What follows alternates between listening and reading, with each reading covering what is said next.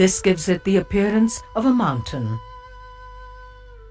It is similar to the temples which were developing in central India at this time. The entrance to the Jagmohan has marvelous depictions of a Naga and Nagini created around pilasters. These represent the abundance as well as the protective forces of nature and are a theme seen in Indian art since earliest times. The dule of the temple is richly carved. There are numerous images of beautiful maidens. Along with the Nagas, ancient Indian art of all faiths had always depicted yakshas and yakshis, representing the creative forces of nature. These are now seen on Odissan temples in the form of Alasya Kanyas, or languorous maidens, who are made in all parts of the temple.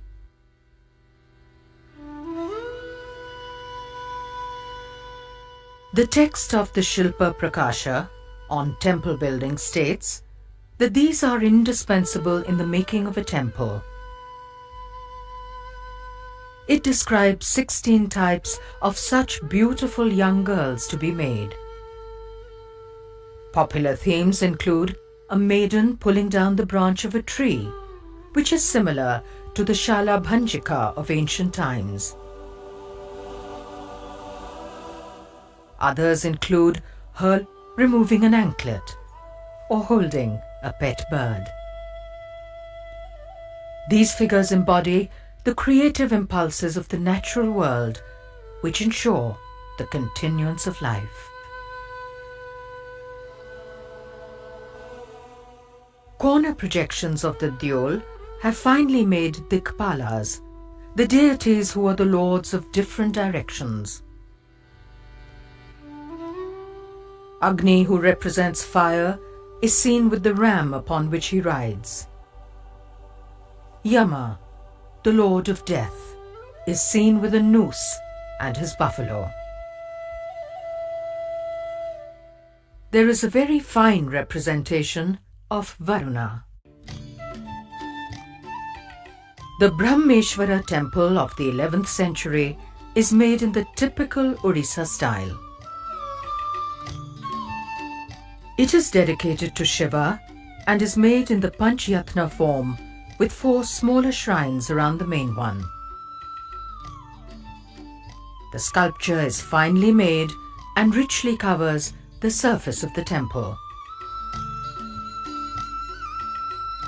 Alasya Kanyas remind us of the joy of creation around us, and divinities convey the essence of grace which underlies it all.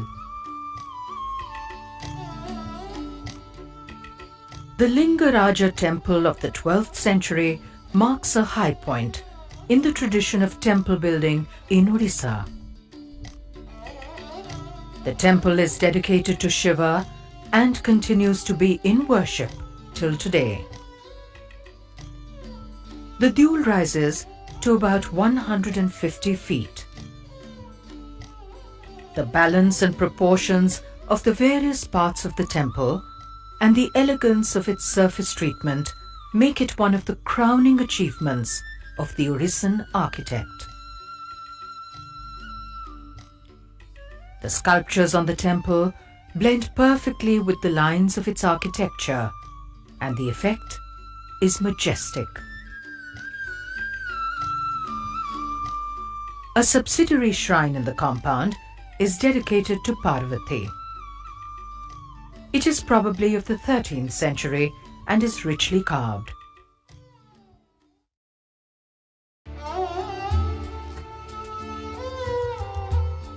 At Kiching, in what is today a very remote northeast part of Orissa, stands the reconstructed Kichkeshwari temple. It is originally of the 7th or 8th century and was restored in the early 20th century by the local Raja.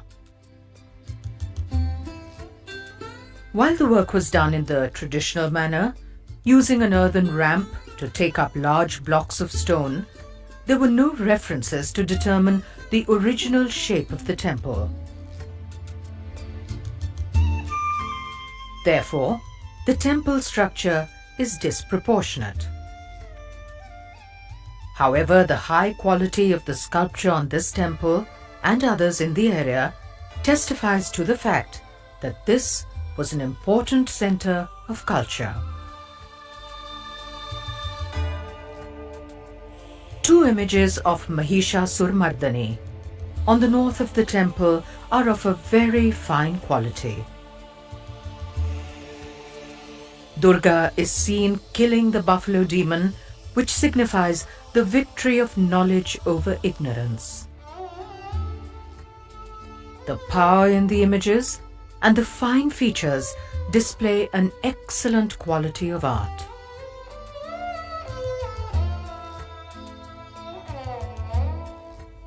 The Chaitya arches, the Mithuna figures, Nagas and Naganis, and the foliated carvings are similar to the Bhubaneswar temples.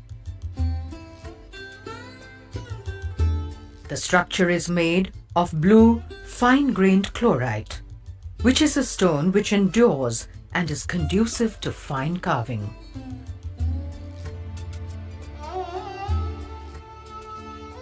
With the emergence of structural temples in the plains of the Ganga from the 5th century onwards, we see similar themes and motifs in North, Central and Eastern India. Yet, these are transformed by hands which bring the full richness of the local idiom. Here in the 10th and 11th centuries in Odisha, we see subjects of the art which are very similar to those of this period in central India at Khajuraho. However, the sculpture is unmistakably of Odisha. It is this color of the local culture in every region of India which makes the tapestry of Indian art infinitely rich and varied.